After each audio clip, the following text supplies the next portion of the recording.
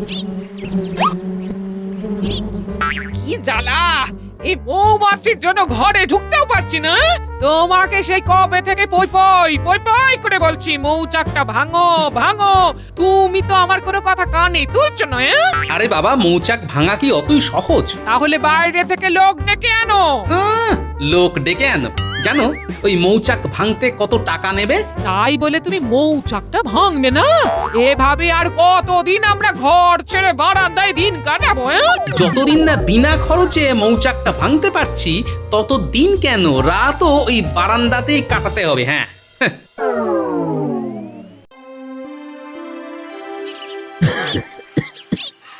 মহারাজ, আপনার তো দেখছি ভালোই কাশি হয়েছে। আর বলো না মন্ত্রী, আবহাওয়ার পরিবর্তনের সাথে সাথে শরীরে ঠান্ডাটা বেশ ভালোই লেগে গেছে। আসলে বয়স হচ্ছে তো। বয়সটা আপনার নয় মহারাজ, রাজসভার বাকি সদস্যদের হচ্ছে। তার মানে কি বলতে চাইছো মন্ত্রী? দেখুন মহারাজ, দিনকাল তো ভালো নয়, আর রাজসভার সবারই বয়স প্রায় 50 ঊর্ধ্ব। কার রোগ কার থেকে কার শরীরে ছড়ায় সে কি আর বলা যায়? দেখুন না, দেখুন আপনার চেহারার জৌলুসটাও কেমন সেনাপতির মতো কতটা ফিকে হয়ে গেছে দেখুন। হ্যাঁ, ঠিকই বলেছো মন্ত্রী, চেহারাতে আর আগের মতো উজ্জ্বলতা নেই। দেখুন মহারাজ, বড় সড়ো কিছু হয়ে যাওয়ার আগে আপনি সবাইকে রাজসভা থেকে বিতাড়িত করে দিন। কি বলছো?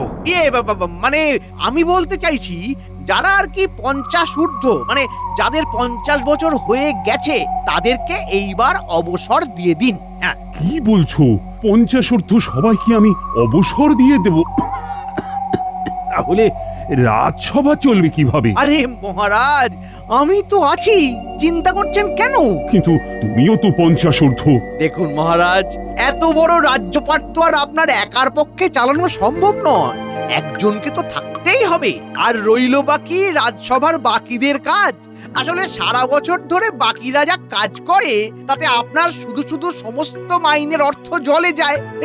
তার থেকে আপনি যদি আমার বেতনটা দ্বিগুণ করে দেন তাহলে আমি একা হাতেই সব সামলে নেব। এতে আপনার অর্থ বাঁচলো আর শরীর দুটোই ঠিক রইলো। কথাটা তুমি মন্দ বলনি। তবে গোপালকে কিন্তু ছাড়া যাবে না, গোপালকে রাজসভাতে রাখতেই হবে। মহারাজ, আপনি নিশ্চিন্তে থাকুন, গোপালের কাজও আমি সামলে নেব। হ্যাঁ, না না মন্ত্রী, তুমি যাই বলো না কেন, গোপালকে আমি ছাড়ছি না। আর গোপাল আমার সাথে না থাকলে কেমন যেন শরীরে বল পাই না। তাহলে আমি এখন আসছি মহারাজ, রাজসভায় দেখা হবে।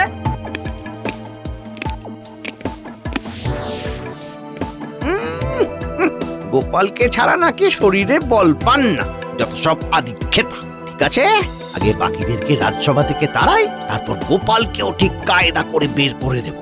আর একবার গোপালকে রাজসভা থেকে বের করতে পারলে মহারাজকে কাবু করা আমার এক চুটকির কাজ।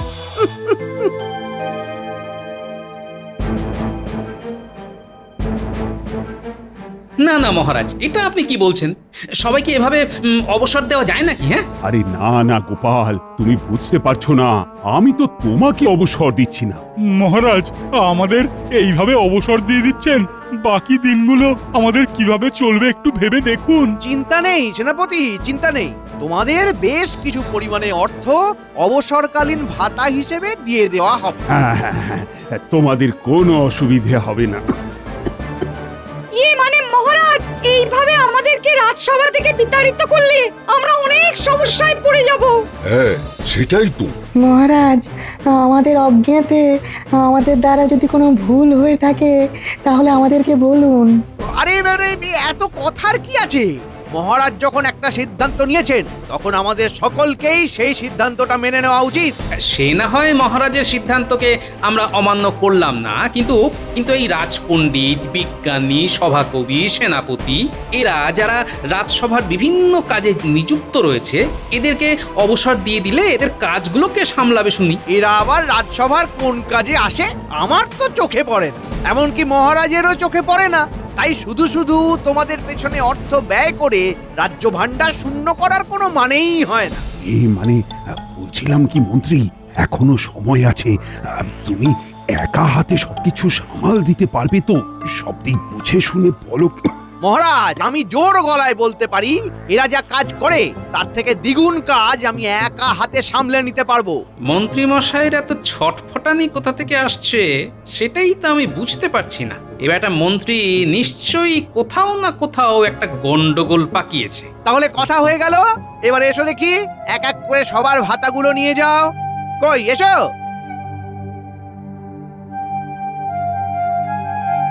নিন মহারাজ, নিন। এবার এক এক করে সবার হাতে তাদের ভাতাগুলো তুলে দিন মহারাজ।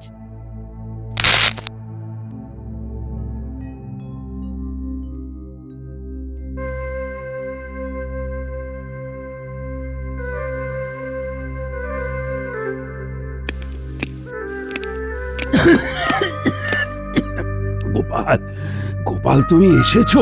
হ্যাঁ মহারাজ, আমি তো এসেছি, কিন্তু আপনার যা কাশি হয়েছে দেখছি, আপনি এই অবস্থায় রাজসভায় বসতে পারবেন? না না গোপাল, আমার শরীরটা বড্ড খারাপ।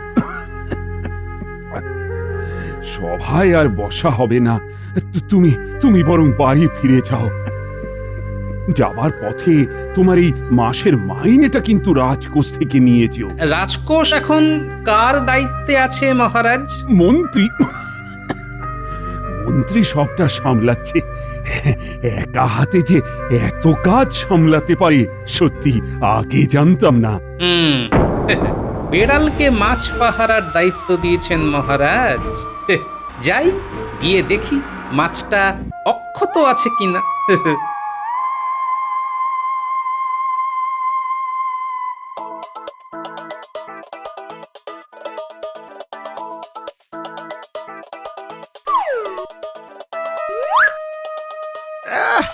আরে দূর দূর, আরে আরে ঢোক না রে বাবা, ঢোক না। উফ, কাল থেকে আরো বড় ফতুয়া পরে আসতে হবে, যাতে আরো বেশি বেশি করে মোহর ভরে নিয়ে যেতে পারি।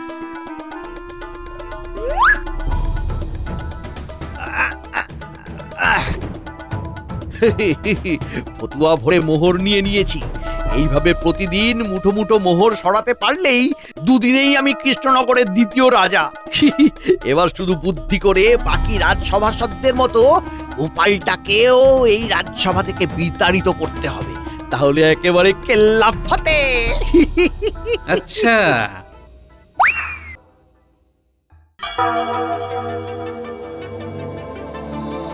তাহলে এই ব্যাপার। মন্ত্রীমশাই, আপনি যদি বুনো ওল হন তাহলে আমিও বাঘা তেঁতুল। কিভাবে আপনাকে জব্দ করতে হয় ভালো মতোই জানা আছে।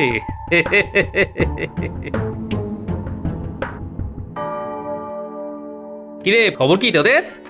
আরে দাদু, তুমি? আমার একটা কাজ তোদেরকে করে দিতে হবে, বুঝলি? কি কাজ দাদু? রাজ্যের প্রত্যেকটা বাড়িতে গিয়ে শুধু বলে আসতে হবে যে আগামীকালের মধ্যে যারা যারা তাদের খাজনা রাজসভায় জমা করবেন, মহারাজ তাদের 30% খাজনা মকুব করে দেবেন। হ্যাঁ, ব্যাস এই কাজ? এই কাজ তো আমরা এক চুটকিতেই করে ফেলবো। তাহলে আর দেরি করিস না, ভালো করে ভেবে দেখ। সব বাড়িতে বলতে হবে কিন্তু, পারবি তো? তুমি নিশ্চিন্তে বাড়ি চলে যাও দাদু, ধরে নাও তোমার কাজ হয়ে গেছে। চললাম রে তবে। কালকে সবাই দেবে খাজনা, আর মন্ত্রী মশাইয়ের বাজবে বাজনা।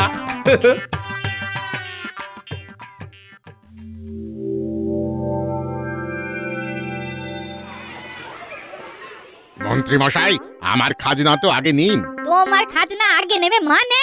আমি তোমার কত আগে এসে দাঁড়িয়ে আছি তুমি জানো? মন্ত্রী মশাই, আমার খাজনা আগে নিন, আগে আগে। না না না, আমারটা আগে নিন, আমারটা আগে নিন। আমারটা আগে এই, নিন। আমারটা আগে নিন। আরে আরে আস্তে আস্তে, আস্তে। তোমরা একদিনে সবাই খাজনা নিয়ে চলে এসেছো, এবার আমি কি করে সামলাই এদের? হ্যাঁ, দেখুন না মহারাজ, রাজ্যের সবাই একসাথে খাজনা নিয়ে এসে জড়ো হয়েছে। হ্যাঁ, তাই নাকি? এ তো অতি উত্তম। খাজনা না চাইতেই সবাই খাজনা নিয়ে হাজির হয়েছে। বাবা বাবা, সবার খাজনাগুলো গুনে গুনে নিয়ে নাও। বলছিলাম কি মহারাজ, এতগুলো লোকের খাজনা এক এক করে গুনতে তো অনেক সময় লেগে যাবে। সবাই আর কতক্ষণ এভাবে দাঁড়িয়ে থাকবে বলুন তো? তার থেকে বরং সবাই সবার খাজনাগুলো একটা ঘরে জমা রাখো, তারপর না হয় মন্ত্রী মশাই সেগুলো গণনা সেরে আলাদা আলাদা হিসেব করে ফেলবেন। হ্যাঁ, এইটা একটা ভালো উপায় দিয়েছো গোপাল। সঠিক সময়ে সঠিক বুদ্ধির প্রয়োগ একমাত্র তুমিই করতে পারো। মন্ত্রী মশাই, আপনি বরং রাজকোষাগারে গিয়ে বসুন, আমি সবাইকে এক এক করে পাঠাচ্ছি। ইয়ে মানে এতগুলো মোহর। কি হয়েছে মন্ত্রী মশাই? না, গোপালের সামনে কাবু হলে চলবে না, আমাকে শক্ত থাকতে হবে। না মানে বলছিলাম যে এতগুলো মোহর হয়েছে তো কি হয়েছে, আমি সব সামলে নেব। ভাঙবে তবু মচকাবে না, ঠিক আছে? আমিও দেখবো কতক্ষণ আপনি সহ্য করতে পারেন। বাহ বাহ বাহ বাহ, রাজকোষাগার এমন পরিপূর্ণ দেখে নিজেরও ভালো লাগছে। নাও নাও মন্ত্রী, এবার একটা একটা করে মোহর গণনা শুরু করো। দেখবেন মন্ত্রী মশাই, গণনায় যেন কোনো রকম ভুল ত্রুটি না হয়। বুঝতেই তো পারছেন, হিসাব নিকাশের ব্যাপার। পাহাড় সমান মোহর, এত মোহর আমি একা হাতে গুনবো কিভাবে? তো চাই কেন কি লোভে পড়ে নিজের ঘাড়ে সব দায়িত্ব নিতে গেলাম। হ্যাঁ মন্ত্রী, তুমি শুরু করো, আর সমস্ত মোহর গণনা শেষ হয়ে গেলে আমার ঘরে এসে একবার জানিয়ে দিও। নিন মন্ত্রী মশাই, শুরু করুন।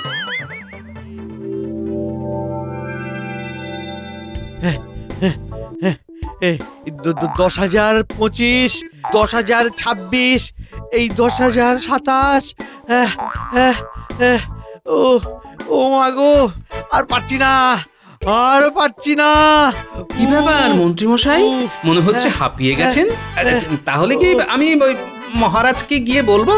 এই না না না না না না না, আমি তো একটু বিশ্রাম নিলাম। এই তো আবার গণনা শুরু করব।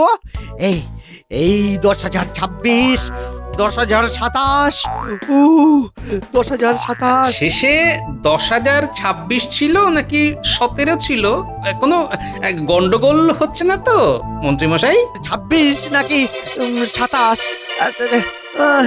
26 না 27, এই রে, গুলিয়ে ফেললাম। তাহলে আর কি, ভুল গণনা করাচ্ছে, আপনি বরং আবার প্রথম থেকেই শুরু করুন। কি বলছো গোপাল, আবার প্রথম থেকে শুরু করব? হ্যাঁ নয় হ্যাঁ।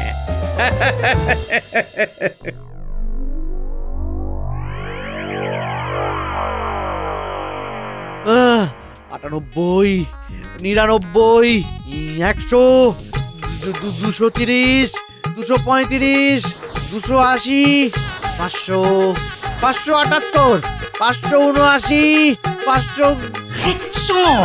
এই যা, আবার গেল।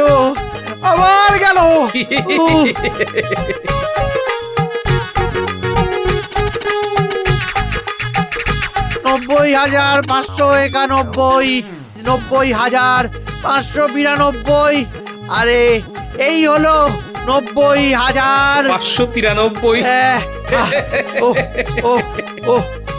যাক, অবশেষে তাহলে মোহর গণনা শেষ হল।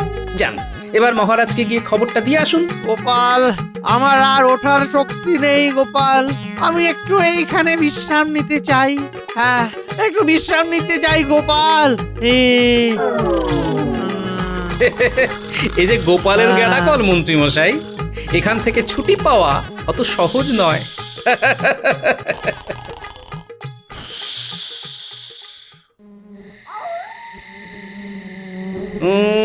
কি করা যায় মন্ত্রী মশাইকে জব্দ করার জন্য?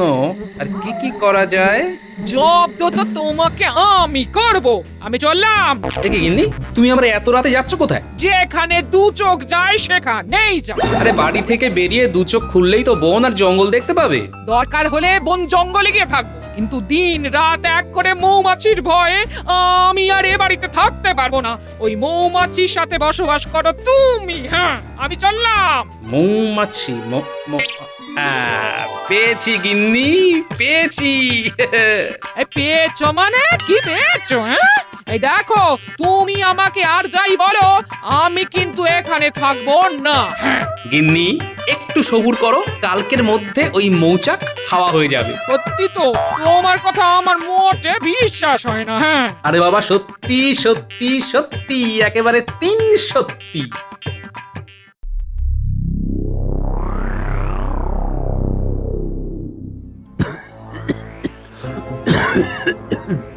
না না মহারাজ, এবার কিন্তু আপনার শরীরের কথাটা একটু চিন্তা করা উচিত। হ্যাঁ হ্যাঁ গোপাল, তুমি ঠিকই বলেছ, কাশিটা একটু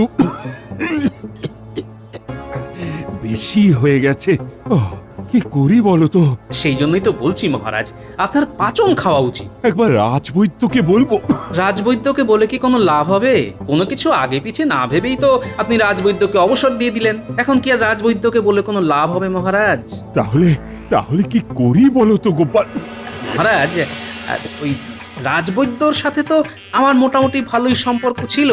মাঝে মাঝে তার বৈদ্যশালাতেও যেতাম। সেখান থেকে আমি যতদূর জানি, মানে ওই রাজবৈদ্য বলতো আর কি, খুব কাশি হলে নাকি খাঁটি মধু খেলেই কাশি এক্কেবারে সেরে যায়। তাই নাকি? আটি মধু? তাহলে তো আমি এক্ষুনি বাজার থেকে আটি মধু নিয়ে আসার ব্যবস্থা করছি। এই এই কে আছিস? দাঁড়ান মহারাজ, দাঁড়ান। আবার কি হলো? বলছিলাম কি মহারাজ, বাজারের মধু কি আর খাঁটি হবে? জানেনই তো আজকাল বাজারের জিনিসপত্রে কি পরিমাণে ভেজাল থাকে। তাহলে খাঁটি মধু কোথায় পাবো? মৌচাকে। মৌচাকে? হ্যাঁ মহারাজ, একমাত্র মৌচাকেই আপনি খাঁটি মধু পাবেন। গোপাল, তুমি যে কি বলছো না, আমি এখন মৌচাক কোথায় পাবো বলো তো? মহারাজ, আমি থাকতে আপনার কোনো চিন্তা নেই। এই গোপালের কাছে সব কিছুর জোগাড় আছে। কি বলছো গোপাল? তোমার কাছে মৌচাকেরও জোগাড় আছে? আছে। কোথায় কোথায়? আমার ঘরে। হ্যাঁ, আমার ঘরে একটা বড় মৌচাক হয়েছে। সেই মৌচাক ভর্তি একেবারে খাঁটি মধু। ওই মধু একবার খেতে পারলে আপনি একেবারে সুস্থ হয়ে যাবেন মহারাজ। তাই নাকি? হ্যাঁ মহারাজ, কিন্তু ওই মৌচাকের ধারে কাছে যাবার সাহস আমার হচ্ছে না। সারাক্ষণ ধরে ওই মৌমাছিগুলো ভনভন ভনভন করছে। কিন্তু আমি পারছি না তো কি হয়েছে, আমাদের মন্ত্রী মশাই আছেন। আপনি বরং ওনাকেই বলুন, একেবারে মৌচাক ভেঙে খাঁটি মধু আপনার জন্য নিয়ে আসবে। হ্যাঁ গোপাল, তুমি একেবারে ঠিক বলেছ। আমি আমি এক্ষুনি মন্ত্রীকে খবর পাঠাচ্ছি। এই এই কে আছিস? মন্ত্রীকে খবর পাঠা, মধু আনতে যেতে হবে, খাঁটি মধু। হ্যাঁ, কি বলছেন মহারাজ? আমি মধু আনতে যাব? কেন কেন যাবে না কেন? মন্ত্রী মশাই মনে হয় ভয় পাচ্ছেন মহারাজ। কি ব্যাপার মন্ত্রী, তুমি ভয় পাচ্ছ? এই যে তুমি বলেছিলে তুমি নাকি সব সামলে নিতে পারবে। হ্যাঁ, মানে মহারাজ বলেছিলাম যে আমি পারবো। তাহলে আর কথা কিসের? আমি এদিকে খাঁটি মধু খাওয়ার লোকটাও সামলাতে পারছি না। যান যান, আর দেরি করবেন না, এইবারে জমবে মজা।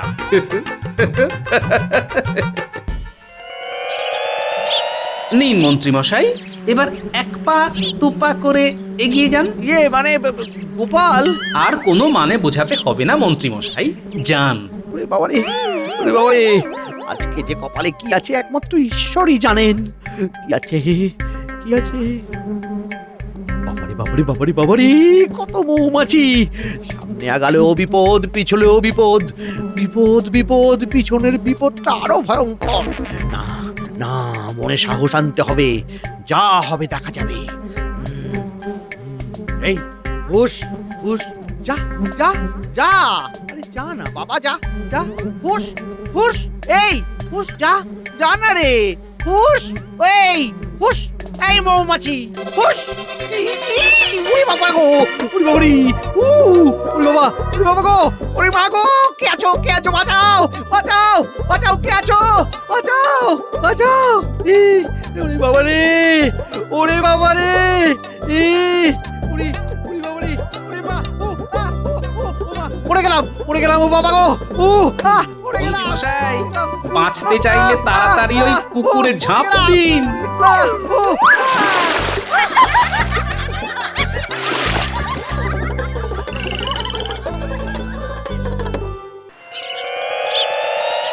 কি মন্ত্রী, এটা তোমার কি অবস্থা? মহারাজ, মহারাজ, মৌচাক ভাঙতে গিয়ে আমার এই অবস্থা হয়েছে। মহারাজ আমাকে ক্ষমা করে দিন, আমি আর আপনার এত দায়িত্ব সামলাতে পারছি না। হ্যাঁ, সামলাতে তো পারছো না, তাহলে দায়িত্ব দায়িত্ব নিয়েছিলে কেন? আমি আর দায়িত্ব নিতে পারবো না মহারাজ। মহারাজ আমার ভুল হয়ে গেছে, খুব ভুল হয়ে গেছে মহারাজ। তাহলে তাহলে আমার খাঁটি মধু, খাঁটি মধুর কি হবে? চিন্তা নেই মহারাজ, মন্ত্রীমশাই পারেনি তো কি হয়েছে, আপনার বাকি রাজসভাসদগণ তো আছে। কই গো, কোথায় গেলে সব? এসো এসো এসো।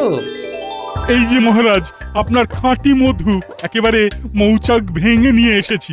হ্যাঁ, সেনাপতি তুমি? এই যে মহারাজ, আপনার পাচন এই নিন, ধরুন। এই মধু মিশ্রিত পাচন খেলেই আপনার কাশি একেবারে সেরে যাবে।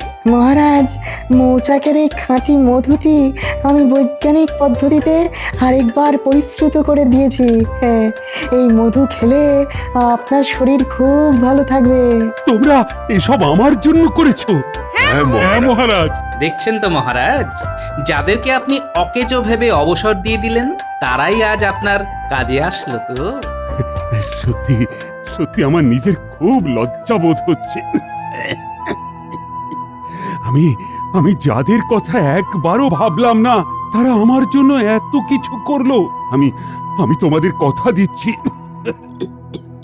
আমি আমি তোমাদের সবাইকে পুনরায় রাজপদে নিয়োগ করব।